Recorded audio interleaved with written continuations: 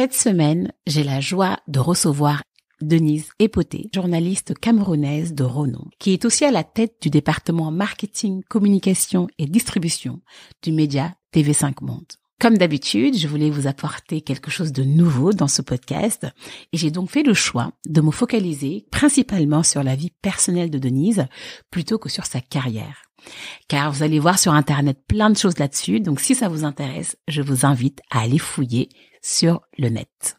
De par sa carrière fulgurante, Denise a reçu de nombreuses distinctions, dont la Légion d'honneur, le titre de chevalier de l'Ordre du Mérite français, et elle figure parmi les 100 personnalités les plus influentes du continent africain. Avec Denise, nous avons parlé des moteurs, mais aussi des freins qui ont contribué à construire son parcours professionnel. Elle nous partage ses valeurs essentielles qui lui ont été transmises par ses parents. Elle nous parle aussi de la pression qu'on peut ressentir quand on est vu comme un modèle, de son divorce et de plein d'autres sujets. J'ai adoré cet échange intime, rempli d'authenticité et de sensibilité. Mais je ne vous en dis pas plus et laisse place à ma conversation avec Denise Epoté. Bonjour Denise. Bonjour Anger. Je suis très contente d'être là aujourd'hui avec vous. Merci de me recevoir dans vos locaux, dans vos beaux locaux de TV5 Monde. Je suis ravie de vous accueillir. Merci beaucoup. Deweneti, comme on dit au Sénégal. Oh ouais, ça en Wolof. Bonne année à vous aussi. Avant de faire cette interview, j'ai regardé plein d'interviews de vous. J'ai vraiment pioché plein d'informations. Et j'ai entendu dans une interview qu'on vous appelait chez vous la générale ou la colonelle. Et du coup, j'aimerais que vous en disiez plus. Est-ce que vous êtes général ou colonel depuis petite, ou est-ce que c'est quelque chose que vous avez cultivé dans le temps? Bah, je sais pas. Alors, je crois que c'est dû à ma personnalité et puis au fait que je suis assez carré. Ouais. Et c'est pour ça que dans ma famille, beaucoup de mes cousines et de mes cousins me surnomment la générale, parce que quand je dis derrière, je fais, mais je demande qu'on fasse aussi. Voilà, vous avez délégué au moins. Voilà, je sais déléguer, mais quand je dis généralement, il faut que ce soit respecté, ça ne se discute pas. Ok. Et puis je crois que ça tient aussi au fait que j'ai une voix grave, donc forcément, elle s'écoute et on pense toujours que c'est un ordre qui ne se discute pas. Ok. Et ça, est-ce que c'est dû à votre éducation ou pas? Est-ce que vos frères et sœurs sont pareils? Non, je pense pas. Non, je pense que c'est une question de personnalité et puis de caractère. Hein. Donc, on a beau être même père, même mère, on se ressemble pas tous. Même les siamos, ça ressemble pas tant que ça. Hein. Ouais, clairement. C'est peut-être beaucoup de ressemblances physiques, mais qui sont pas des ressemblances du point de vue du caractère. Donc, je pense que c'est une nature, c'est une personnalité. Super. Et est-ce que vous pouvez me parler un peu de vos souvenirs d'enfance? Je sais que vous êtes né au Cameroun. Je sais plus dans quelle ville. À Konsamba. Ok, c'est vers où? Konsamba, c'est à 150 km de Douala. D'accord. Dans le département du Mungo, qui fait partie je sais pas combien de départements il y a, mais enfin, en tout cas, ça fait partie de la province du Littoral. D'accord. Une des 10 provinces du Cameroun. J'ai été conçu au Nord Cameroun, où mes parents vivaient, où mon père travaillait. Et, comme j'étais le premier enfant de mes parents qui venaient de se marier, ma mère est rentrée en Konsamba dans sa belle famille pour accoucher comme le veut la tradition, où la fille, l'épouse du fils, la belle-fille vient accoucher le premier enfant dans sa belle famille et de surcroît quand le premier enfant est une fille, parce que ça porte chance, paraît-il, au couple, et le premier enfant porte forcément, quand c'est une fille, porte le nom de la belle-mère de la maman. Donc, d'accord, oui, d'accord, la mère du mari. Du mari. Oui. Donc, moi, je suis la première fille et l'homonyme de ma grand-mère paternelle. Super. Et quels sont vos souvenirs d'enfance, justement? Quel type d'enfant vous étiez? De quoi vous rêviez? Voilà, votre enfance au Cameroun, elle se passait comment? Bah, mon enfance au Cameroun, curieusement, j'en ai pas beaucoup de souvenirs. J'ai plutôt, parce que on est parti très tôt du Cameroun. Enfin, mes parents sont partis très tôt du Cameroun après ma naissance. Mon père est venu en France, donc je suis venu avec mes parents en France, avec ma sœur et mon frère, puisque mon dernier frère, on est une fratrie de 4, deux filles et deux garçons, ouais. Et puis le dernier garçon est né ici, donc je sais que j'étais à l'école primaire au Cameroun, à la maternelle. Bon, ça, j'ai des souvenirs parce que après le Nord Cameroun, je m'en souviens pas parce que j'étais bébé, mais après mes parents ont été à Yaoundé, là, je me souviens de l'école maternelle. Et puis après, ça a été ici la suite de l'école maternelle, l'école primaire, et puis le retour au Cameroun avec le lycée, l'université, retour en France à nouveau, puis au Canada pour mes études de journalisme, et retour au Cameroun pour travailler, et retour en France pour retravailler. Donc ça a été des allers-retours comme ça entre le Cameroun et la France. Et quand vous étiez du coup enfant, quels étaient vos rêves? Est-ce que vous avez des rêves particuliers? Comment était Denise enfant? Est-ce que vous aimiez l'école? Est-ce que vous n'aimiez pas l'école? Est-ce que vous étiez turbulente, pas turbulente? Pas turbulente, j'aimais l'école, j'aimais beaucoup lire, j'aimais danser. C'est vrai? J'aimais raconter des histoires, voilà. Donc je racontais des histoires à mes frères, à mes sœurs, à mes cousines. J'aimais faire la cuisine, j'aimais coudre. Très petite, j'aimais coudre, mais je pense que c'est un atavisme, hein, parce que toutes les femmes dans la famille, je couds toujours, oui. Je cousais beaucoup pour des amis aussi quand j'étais à l'université. Je leur faisais leur tenue de mariage, ou quand elles étaient invitées et tout ça, ou alors la layette pour leurs enfants quand elles accouchaient. C'est un atavisme que je tiens de la famille de ma maman, parce que toutes les femmes dans la famille de ma maman font de la couture, hein, et puis certaines d'ailleurs la font de manière professionnelle. Hein. Moi c'est un hobby, mais bien sûr. Et puis j'aimais coudre, j'aimais dessiner, j'aimais danser, j'aimais chanter. Vous rêviez de devenir quoi? Alors c'est passé par plusieurs étapes. Hein. Il y a eu plusieurs étapes. Être journaliste, ça a toujours été un rêve d'enfance. Hein. Même si c'était pas ce que mes parents souhaitaient. Ensuite, avocate. Ensuite, égyptologue, comme ça, parce que ça m'a pris comme ça. J'aimais bien l'Égypte, voilà. Faire des fouilles, je me suis dit, je serai égyptologue, voilà. Et puis, c'était pas si évident que ça. Donc, je suis passée à autre chose. Des études de droit pour faire plaisir à mes parents qui voulaient que je sois avocate. Ça m'a tenté à un moment. Puis, et après, mais je voulais être journaliste. Et comment est né le journalisme? Comment est née votre envie pour le journalisme? Est-ce qu'il y a une anecdote particulière? Ouais, parce qu'à la radio, j'entendais de très belles voix, puis je voulais savoir qui parlait dans le poste, hein, comme on dit. Donc j'entendais de très belles voix. Il y avait d'ailleurs des femmes qui travaillaient à la. C'était pas encore des journalistes à l'époque, c'était beaucoup plus des animatrices d'ailleurs. Hein. D'accord. Des amis. C'est quoi la différence? Juste pour ma curiosité, hein, pour le coup. Oui, mais qui animait des magazines ou qui annonçait les nouvelles, enfin les nouvelles pas politiques, pas l'actualité, mais les avis et décès, des communiqués de presse et tout ça. Voilà.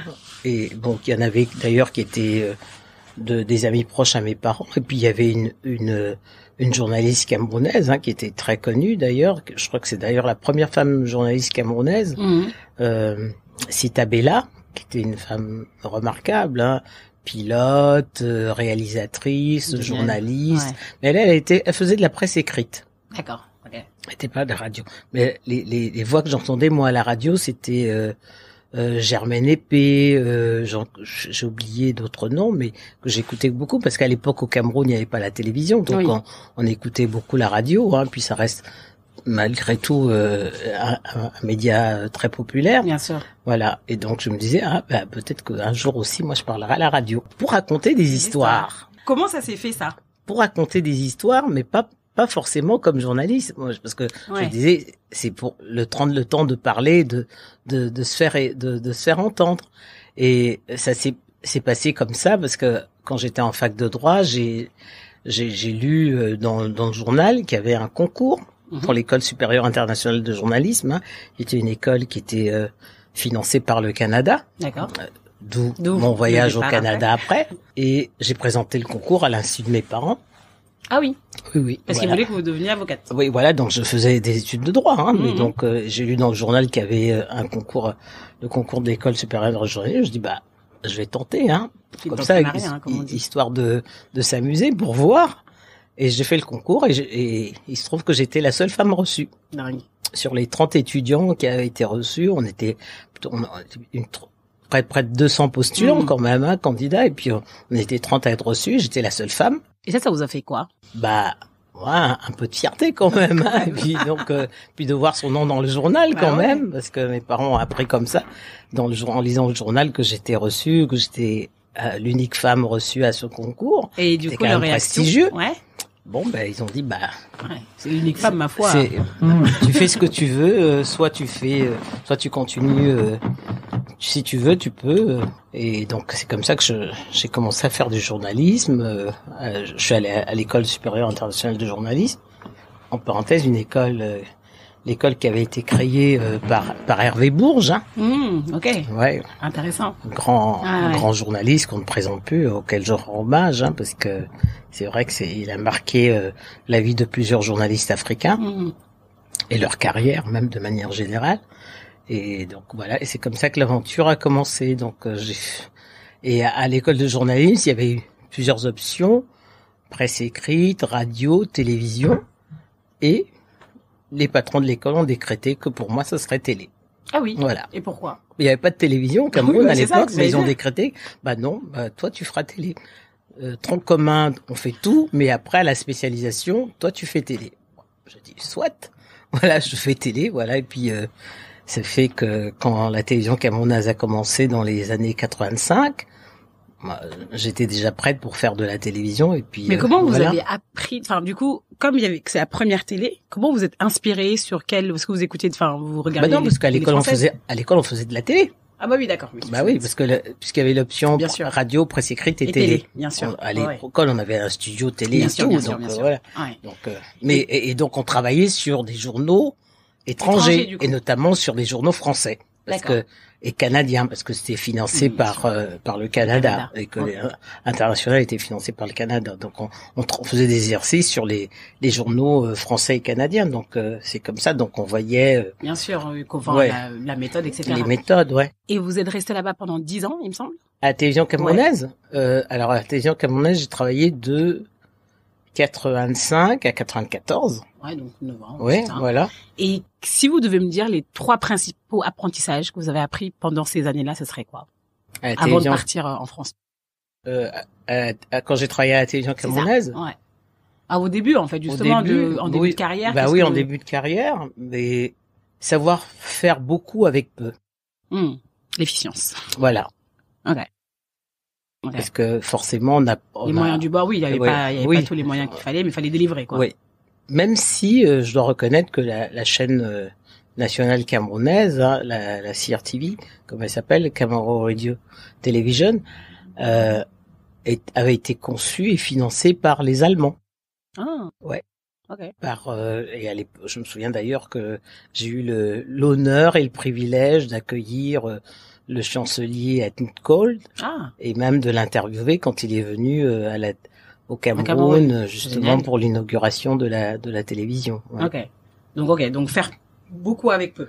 Ouais. Parce qu'il fallait tout faire. Ouais, fallait tout faire. C'était la première fois qu'on faisait de la télévision au Cameroun. D'ailleurs, je me rappelle que le premier soir du journal, hein, le directeur général, il avait tellement peur qu'on se plante qu'il a dit il faut enregistrer le journal.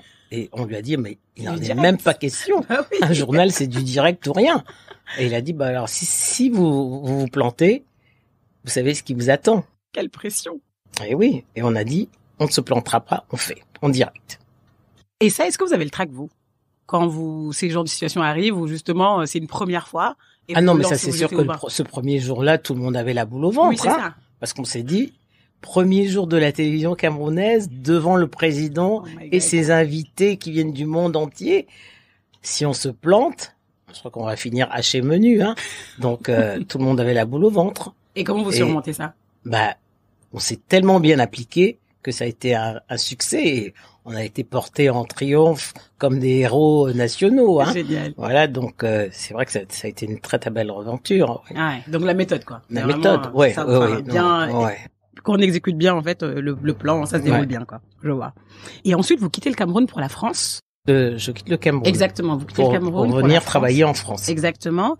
Vous intégrez TV5 Monde. Comment ça s'est fait? Est-ce que quand vous êtes venu, vous aviez en ligne de mire TV5 ou pas du tout? Ça s'est fait comment? Non, parce que quand j'ai quitté le Cameroun, mais c'est vrai, je comprends pourquoi vous dites que j'avais quitté le Cameroun maintenant. Je pense qu'il y a un battement, non? Non, j'avais quitté le Cameroun d'abord pendant mes études de journalisme pour les faire au Canada. Parce que c'est une partie au Cameroun et une partie au Canada. Mais après je reviens puisque je travaille. Puisque je travaille au Cameroun et quand je reviens en 94, je reviens en France. Entre-temps, je me marie au Cameroun et comme mon mari est français, je viens en France. C'est pour ça que je reviens en France en 94. Okay. D'accord. Je reviens en France pour rejoindre mon mari qui était français et donc une année sabbatique d'abord. Vous faites quoi pendant cette année? Je lis, j'apprends des langues, je me balade, je voyage. Voilà. J'arrête, je lève le pied, voilà. Et ça vous fait pas peur, ça? Parce que c'est quelque chose qui fait peur à beaucoup de gens de juste de se dire. De lâcher prise? Oui. Non. Et puis le temps de s'installer, voilà, emménager. Donc, vraiment, je dis, je me pose. Ouais, bien sûr. J'avais déjà beaucoup donné au Cameroun parce que je faisais le journal pratiquement tous les soirs. Ah ouais. Pendant de 85 à 93, hein. Ouais. J'ai pas arrêté, non, jusqu'en 94, parce que je crois que même une semaine avant mon départ, j'étais encore à l'antenne. Donc, donc je me suis dit, là, on se pose. Voilà. Faut savoir lâcher prise. Donc, un an, et puis à la tête de TV5 Afrique, il y avait un journaliste sénégalais que je connaissais, il s'appelait Maktar Sylla. Mm-hmm. Et donc je lui ai dit, je suis à Paris, voilà, je viens d'arriver, je m'installe, je suis là avec mon mari. Il m'a dit, c'est intéressant parce que là je viens de prendre la tête de TV5 Afrique et j'aurais besoin de quelqu'un pour s'occuper des programmes. Je dis, moi c'est pas trop ma tasse de thé, hein, les programmes, je suis plutôt journaliste, donc il me dit oui, mais tu pourras présenter les émissions aussi, mais c'est suivre aussi, c'est coordonner les équipes et tout. Ouais. Voilà. Et donc c'est comme ça que je commence en 94 du coup, hein, parce que je suis arrivé en fait en 93. D'accord, c'est ça en fait. 93. Okay. Voilà. Okay. Genre 93 et donc un an plus tard, je commence à TV5 comme chargé des programmes à TV5 Afrique où je présentais un magazine, mais je coordonnais aussi toute l'équipe, toute la petite équipe de TV5 Afrique, où il fallait tous les 15 jours préparer une tranche spéciale de 2 heures, d'accord, qu'on diffusait dans le cadre de TV5 et à destination du continent africain. D'accord. Okay. Et donc j'ai fait ça pendant 4 ans, et puis quand Maktar Sylla a démissionné en 98, le conseil d'administration et le président de TV5 Monde, de TV5 de l'époque, parce que ça s'appelait pas encore TV5 Monde, ça s'appellera TV5 Monde 10 ans plus tard, propose que je prenne la direction Afrique, la tête de la direction Afrique, et c'est comme ça que j'arrive à la tête de la direction Afrique. Et ça, du coup, parlons-en un peu, pour avoir été en entreprise et aussi en écoutant plein de parcours d'hommes et de femmes. Hein. C'est une proposition qu'on vous fait. Quand vous la recevez, qu'est-ce que ça vous fait? Est-ce que vous êtes atteinte par ce syndrome de l'imposteur ou pas du tout? Non, pas spécialement. Ouais. Non, pas spécialement, parce que le fait aussi que Maktar m'ait dit, quand il a commencé à penser à partir, à démissionner, m'a dit, mais de toutes les façons, je vois personne d'autre que toi. Oui. Ouais. Pour me remplacer, tu sais déjà, t'es journaliste, tu sais déjà comment organiser les programmes et tout, donc je pense que pour moi c'est une évidence. Je pense que il faut que ce soit toi pour la cohésion aussi de l'équipe qui reste et tout. Donc et puis le président était du même avis que lui, donc ça n'a pas fait débat, même si dans certains pays africains on se disait oui, mais une femme pour diriger TV5 Afrique, non. C'est pas bien, il faut un homme, de surcroît, il faudra même un ancien ministre, parce que elle aura pas les épaules pour discuter avec les chefs d'État, parce que c'était le tout début de TV5 Afrique aussi. Mais ils connaissaient pas la colonelle. Voilà. La générale. La générale, ils étaient pas au courant. Ils étaient pas au courant. Et donc, je disais, non, il faut une femme, il faut un homme, un ancien ministre, parce que une femme c'est frêle, et puis l'Afrique est misogyne, on l'écoutera pas et tout. Puis le président et Maktar ont dit non, c'est elle ou personne. De toute façon, on vous demande pas votre avis d'abord, premièrement, donc c'est pas la peine de le donner. Ça sera elle, point barre. C'est comme ça, et puis l'aventure a duré 23 ans. Et vos débuts étaient faciles? Oui, parce que vous savez, quand vous sentez qu'on vous fait confiance, vous avez envie de donner le meilleur de vous-même aussi. Ouais. Donc et puis c'est vrai que moi j'ai eu une succession de PDG, mais celui-là qui qui a proposé mon nom au conseil d'administration, Patrick Moss, vraiment c'était quelqu'un qui était très à l'écoute, et donc voilà, j'avais envie de bien faire et pour lui prouver qu'il s'était pas trompé. Et donc et pareil les autres aussi, et c'est vrai que l'Afrique a toujours été un peu au cœur du dispositif. D'ailleurs c'est un peu normal, hein, puisque c'est là-bas que bat le cœur de la francophonie, donc ça a toujours été un point important du plan stratégique de TV5. Et moi j'ai travaillé toujours avec la confiance des PDG successifs. Oui. Ça c'est top. Et du coup, au sein de TV5 Monde, je sais que vous avez créé vos propres émissions. À vous. Pourquoi ce choix? Qu'est-ce qui vous animait? Est-ce que c'était des envies personnelles? Est-ce que mais non, mais en fait, je les ai créés parce qu'on m'a demandé de les faire. D'accord. Parce que j'aurais pas décidé comme ça dans mon coin de dire non, j'aimerais bien parler le dimanche soir, donc je crée. Non, c'est pas comme ça. C'est pas comme ça. C'est pas comme ça que ça se passe. Je me suis dit peut-être qu'il y avait une envie et que je sais pas, on fait d'entrepreneuriat, j'en sais rien. Alors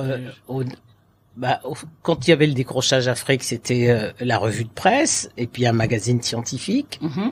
Et puis ensuite quand on a réintégré, quand il y a eu la régionalisation des différentes directions, parce que il faut rappeler que TV5 Afrique a été la première direction régionale du groupe. D'accord, ok. Ouais, ça a été la première direction régionale du groupe.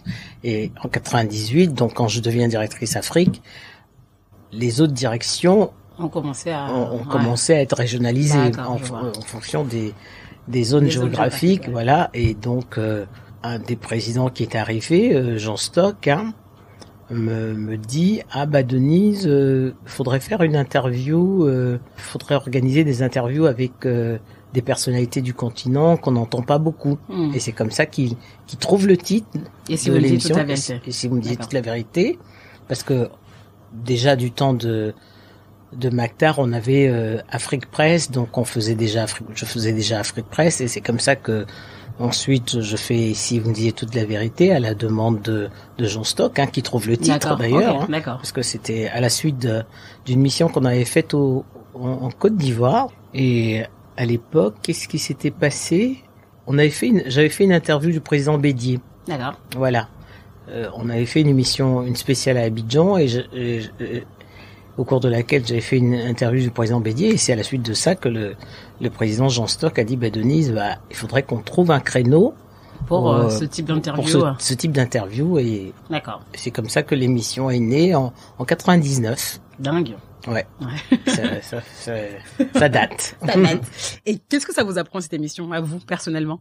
À connaître les gens d'abord, et puis à connaître les gens, parce que en plus de l'interview, vous apprenez, il y a un mur qui tombe quand même, clairement. Et les gens se dévoilent, ils se découvrent, et donc vous apprenez à mieux les connaître, et vous grattez derrière, surtout pour les hommes politiques qui se dévoilent difficilement. Donc et puis je pense que quand ils sont interviewés par une femme, ils sont plus en confiance, parce qu'on est moins dans un rapport de force.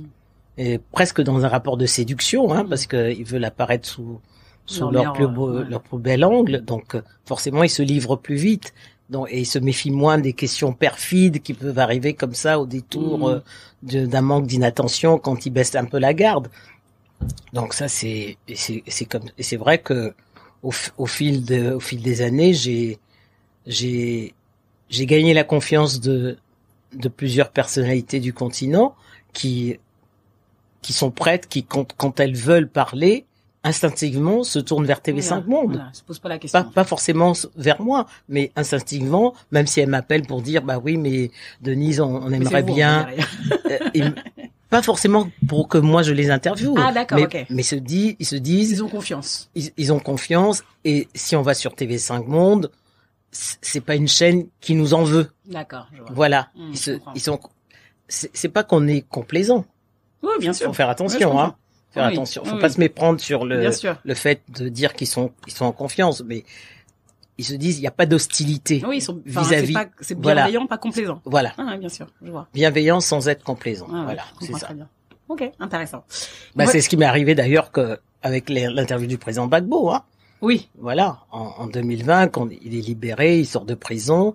C'est vrai que moi j'avais eu l'occasion de l'interviewer quand il était opposant et président.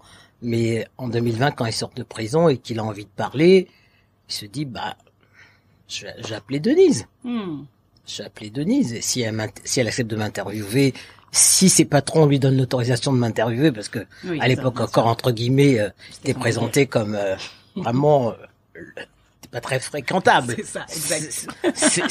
C'est ce que les gens pensaient. Voilà. Bien qu'à quitter, et il s'est dit, si ses patrons lui donnent l'autorisation, je veux que ce soit elle. Voilà. J'ai eu l'accord de mon président et je l'ai faite. Voilà. Avant, vous parlez justement de la différence des perceptions sur les femmes et versus les hommes.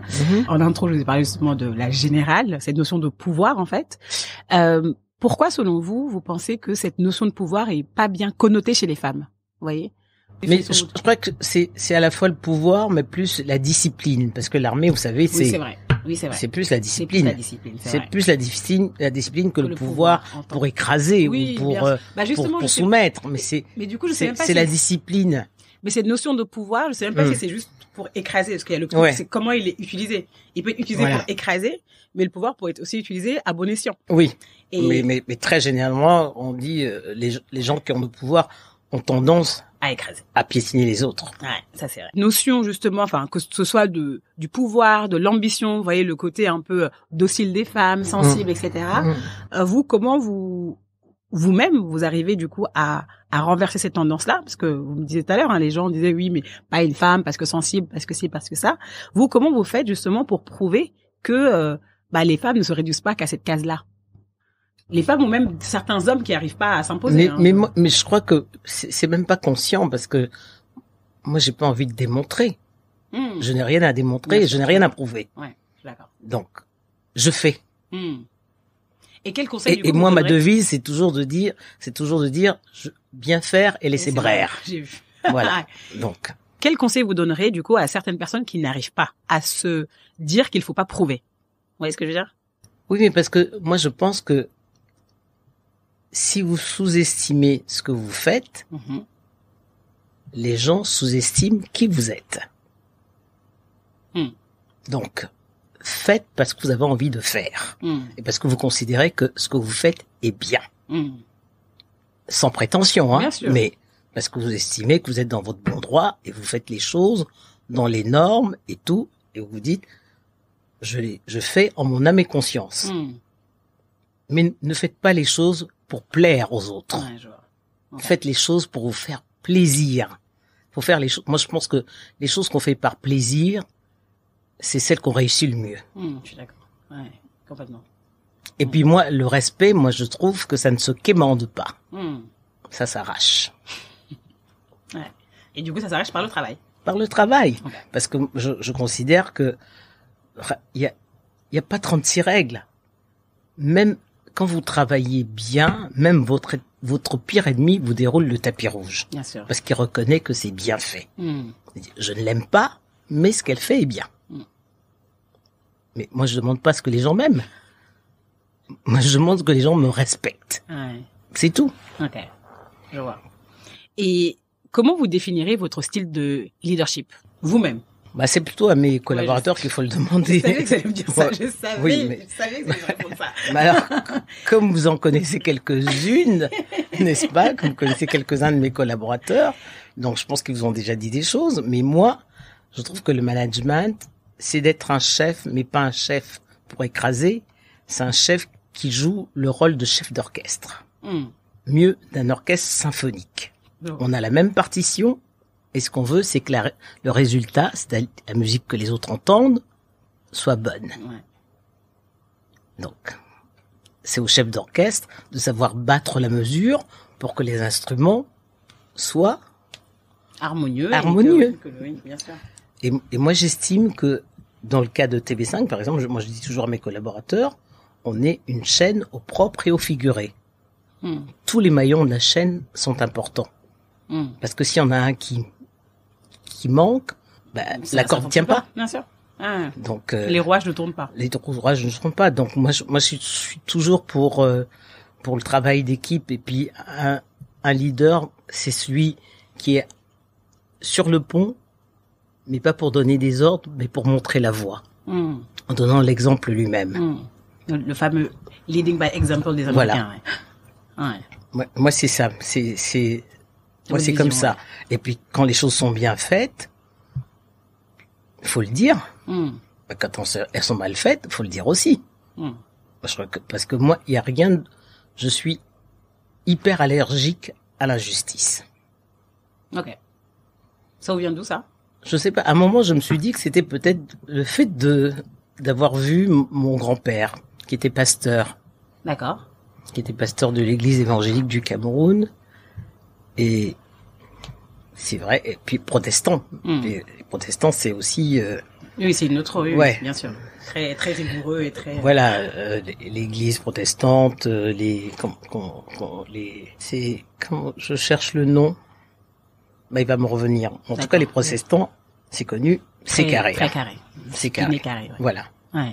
C'est blanc, c'est noir, mais c'est pas gris, hein. C'est l'un ou l'autre, mais pas les deux en même temps. Et du coup, c'est de là où ça vous vient, je pensais. En y réfléchissant, je me dis que c'est peut-être ça. Ouais. C'est peut-être ça. Ouais. Et d'ailleurs, en parlant de vos grands-pères, il y a une question tout à l'heure que j'ai oublié que je vais vous poser maintenant. Qu'est-ce que vous ont transmis vos parents qui a contribué à la personne que vous êtes aujourd'hui? Quelle valeur, l'humilité. Ouais. Mais ça, je crois que c'est cette culture protestante aussi. Le travail aussi. Le travail, mais oui, et l'humilité et même et de ce qui découle de l'humilité, l'humanité et une certaine empathie pour les autres.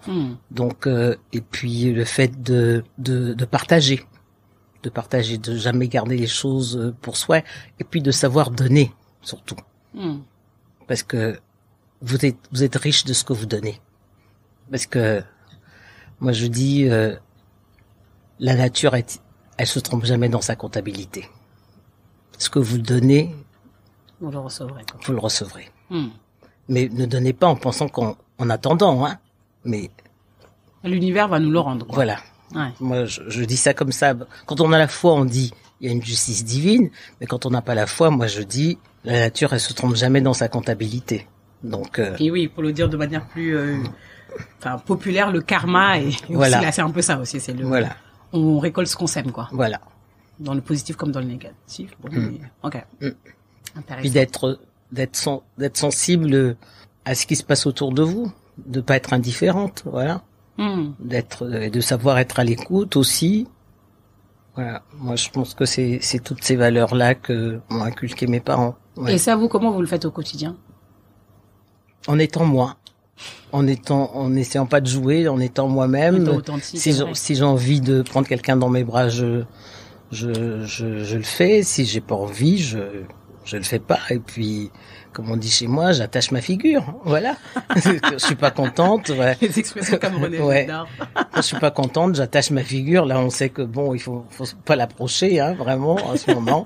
Elle est pas d'humeur. Et puis, sinon, le reste du temps, voilà. Qu'est-ce que vous fait attacher votre figure? L'injustice, déjà. Ouais. Je suis hyper allergique à l'injustice.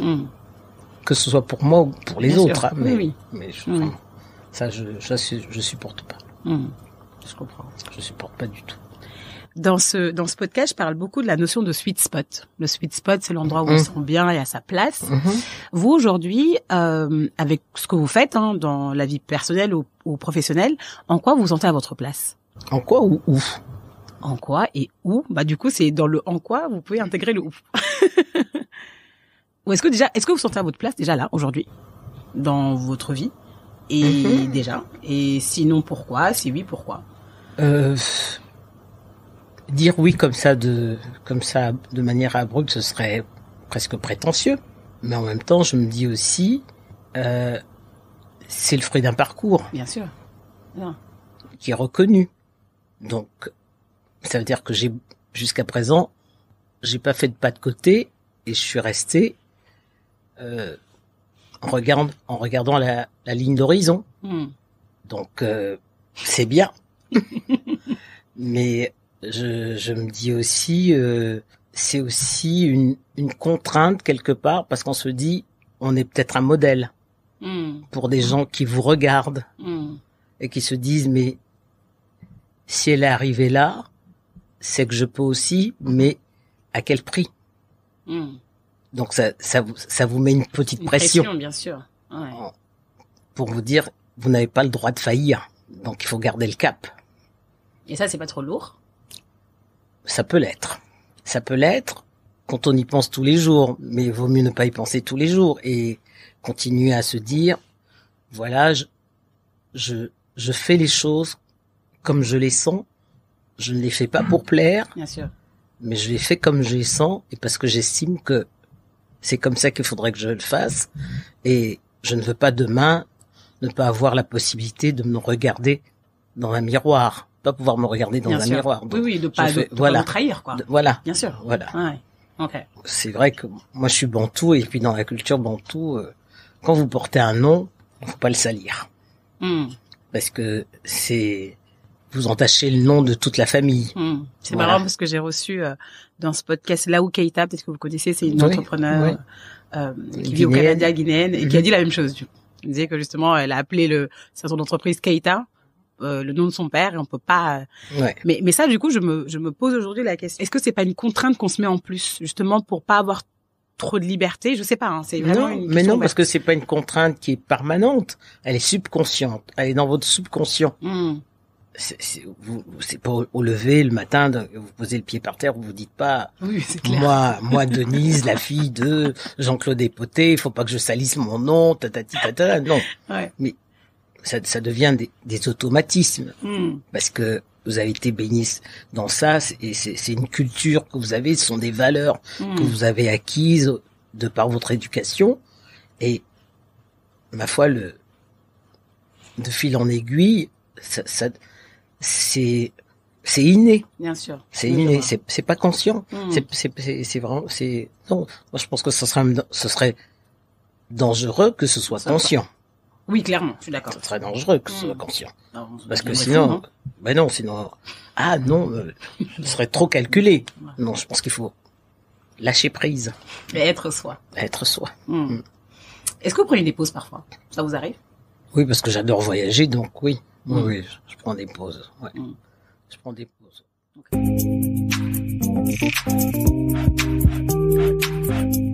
Je vais passer rapidement aux questions usuelles du podcast que j'appelle le tamis de Gatéméry. Est-ce que dans votre parcours, vous avez eu ce que j'appelle traversée du désert, un moment de doute, de questionnement sur votre parcours personnel ou professionnel, vous choisissez. Et si oui, vous pouvez me partager ce moment-là et comment vous avez fait pour vous en sortir. Oui, au moment de mon divorce. Okay. Oui, à ce moment-là, oui, on a un moment de doute. On se pose la question de savoir, est-ce qu'il faut continuer comme ça? Quelle est la bonne décision à prendre? C'est un moment de doute, oui. Parce que je pense que le divorce est toujours un échec. Faut se le dire, faut se l'avouer. Je sais pas. Je pense. Je suis pas très sûre. Enfin, moi, mes parents ont divorcé. Oui, mais c'est d'abord un échec. Oui, c'est vrai qu'il y a une promesse qui avait été faite. Oui, oui, bien sûr. C'est un échec, mais après d'un divorce, on peut rebondir. C'est ça. Voilà, on peut rebondir. Mais d'abord, c'est le constat d'un échec. Ça veut dire qu'il y a quelque chose qui a pas marché. Parce que si vous décidez de vous séparer, et je pense que si ça a beau être un échec, mais je pense que ça peut être aussi une décision qu'il faut savoir prendre. C'est ça, ce que j'allais dire. Pour ne pas se mentir. Ah ouais. Et ne pas se faire souffrir, mais ne pas souffrir. Ne pas souffrir, et puis ne pas faire les choses encore une fois par rapport aux autres. Qu'est-ce qu'on va dire? Je suis divorcée, machin, voilà, donc non. Vous faites les choses d'abord parce que vous avez envie de vous sentir bien. Et puis moi, j'estime que le bonheur, c'est quelque chose de contagieux. Si vous n'êtes pas heureuse, vous pouvez pas rendre les gens heureux autour de vous. Donc, soyez d'abord heureux. C'est égoïste de dire ça, mais il faut d'abord être heureux pour pouvoir rendre les gens autour de vous heureux. C'est ce qui se dit dans l'avion quand on met le masque. Mettez d'abord le masque à vous-même avant d'aider les autres. Voilà. Donc moi, oui, c'est vrai, ça a été un moment de doute, de longue introspection, de réflexion avant de prendre la décision. Voilà. Mais je pense que là aussi c'est bon, et puis c'est la première fois que je vais peut-être dire ça comme ça de manière publique, mais je crois que Ma carrière y a été pour beaucoup. Ouais, c'est-à-dire que je pense que le fait d'être une femme publique, ça peut peser sur un couple. J'allais vous poser cette question d'ailleurs. Ouais, je l'avais mis en parenthèse, on va dire. Mais du coup, ça peut peser ça peut peser sur un couple. Et après, bon, bah, ça dépend comment on est armé pour l'assumer ou ne pas l'assumer. Vous avez des regrets? Non, parce que je pense que quand on essaye et puis que ça marche pas, faut savoir à un moment soler l'addition. Je comprends. Est-ce que vous avez des peurs? Quelle est votre plus grande peur? Bon, d'abord, perdre des êtres chers. Ça, c'est une grande peur. Bon, j'ai perdu mon papa il y a 10 ans et ça a été un moment difficile. Mais en même temps, parce que je suis croyante, je me dis, il est toujours là, quelque part. De là où il veille sur moi. Et comme il disait lui-même, souriez, pensez à moi, priez pour moi. Donc, je me dis, bon, voilà, il est toujours là quelque part. Et puis, je sais pas si c'est de la superstition. Des fois, j'ai des signes. Donc, voilà. Et donc, perdre des êtres chers, oui, c'est vrai. C'est ma plus grande peur. Et puis après, en second, c'est de perdre mon autonomie. Voilà. Ok. Parce que je suis quelqu'un, parce que je suis quelqu'un de très indépendante et j'aimerais pas être une charge pour les autres. Voilà. Ok. Ça aussi, c'est une peur de perdre mon autonomie. Quelle est la leçon de vie que vous avez pris le plus de temps à apprendre? Il y a une leçon tenace que la vie vous a répété, que vous avez pris le plus de temps à apprendre. Comme ça, à première vue, je vois pas. Mais oui, je dirais la patience. La patience, mais même peut-être plus que la patience, c'est le détachement. Le détachement, ouais, c'est ça. Expliquer un peu plus que la patience, pour moi, je pense que c'est plus le détachement que la patience. C'est une manière de se protéger de certaines choses, d'éviter qu'on ait trop accès. Ouais. En fait. Non, pas qu'on ait trop accès, mais qu'elles aient une emprise sur vous. D'accord, de garder une distance. Pour se protéger soi-même. Pour se protéger, voilà. Okay. Ouais. Quel est le meilleur conseil qu'on vous ait donné? Alors, je sais pas. Peut-être c'est un conseil qui vient de vous-même, je sais pas. Ouais. Ou bien. Qu'on m'a donné, je. Bien faire et laisser brère, c'est aussi une devise. Bah, ça c'est ma devise, hein. Ça, c'est ma devise et j'y dérogerai pas. Vous pouvez d'ailleurs mieux l'expliquer aux auditeurs? Oui. C'est-à-dire que faites les choses pour vous. Et parce que vous jugez qu'elles sont bonnes. Mais pas parce qu'on vous les impose. Et surtout pas parce que, pour plaire aux autres. Non. Vous tenez à votre liberté? Oui. Oui. Je pense. Oui, absolument. Je pense que c'est important. Ouais, c'est pas propre à moi. Je pense que oui, mais après il y en a qui sont plus. C'est une valeur très très fort chez moi, la liberté. Donc pour d'autres, ça l'est aussi de manière générale. C'est des valeurs universelles. Mais de ce que je vois, je pense que oui. Oui. Moi, je dis toujours aux gens, j'ai les pieds sensibles. Je supporte pas qu'on me marche dessus. Voilà. Parce qu'on vous marche dessus, vous serrez le visage. Comment? C'était quoi l'expression de tout à l'heure? Comment? Quand on vous marche dessus, vous... Ah non, mais on n'arrive pas à me marcher dessus. Ah non. Non, justement. Non. Est-ce que c'est pour ça que vous mettez de la distance? Oui. Ok. Oui. Mettre de la distance oui, voilà. Non, j'ai les pieds sensibles. Mais non, je supporte pas qu'on me marche dessus. Donc. J'adore. Quelle est votre plus grande fierté? Peut-être d'avoir tenu tête à mes parents et à mon père, et qu'à la veille qu'au soir de sa vie, ils se disent, elle a eu raison de me tenir tête. Je suis fier de son parcours. Voilà. Ouais. Quelle est la valeur qui vous correspond le plus? Si on doit définir Denise par une valeur, ça serait laquelle? Alors, l'empathie ou la fidélité? La fidélité en amitié. Ouais. Ok. Qu'est-ce que la réussite pour vous? Qu'est-ce que serait une vie réussie pour Denise? Une vie réussie, c'est d'avoir fait les choses par plaisir et d'être en mesure de donner du bonheur autour de soi. Aux gens que vous aimez et qui vous le rendent. Naturellement. Est-ce que vous avez un livre qui vous a particulièrement marqué dans votre vie? Vraiment, il n'y a pas de J'ai pas de thématique. Celui qui vous vient à l'esprit, que vous aimeriez bien partager aux éditeurs et à moi-même. Bah moi, il y a un livre qui est presque mon livre de chevet, hein. C'est Le Prophète. Khalil Gibral. Khalil Gibral. Je me trompe, voilà. Ouais, il est génial ce livre. Il se lit, se relit. Il est tout petit. Il est tout petit. Moi, mais il est. Je l'offre à toutes les personnes que j'aime. Il est rafraîchissant. Il y a je me souviens plus du poème de l'arbre. Il est incroyable. Le Prophète. J'ai offert à beaucoup de personnes que j'aime. Ouais. Génial. Est-ce que vous avez un mot de la fin? Quelque chose que vous voulez ajouter? Une question que je vous ai pas posée ou juste un ressenti, là, maintenant? Non, je trouve que c'était un moment agréable. Une bonne causerie. J'ai adoré aussi. Oui. C'était une bonne causerie. Merci beaucoup. J'ai oublié de vous donner aussi des conseils en tant qu'intervieweuse, parce que ça, c'est important aussi. Vous êtes journaliste, vous êtes rompue à l'exercice. Moi, je suis une amatrice. Bon, on dirait pas. C'est très gentil. En tout cas, merci beaucoup, Denise. Bah, c'est moi. Merci beaucoup, Nguer. Merci.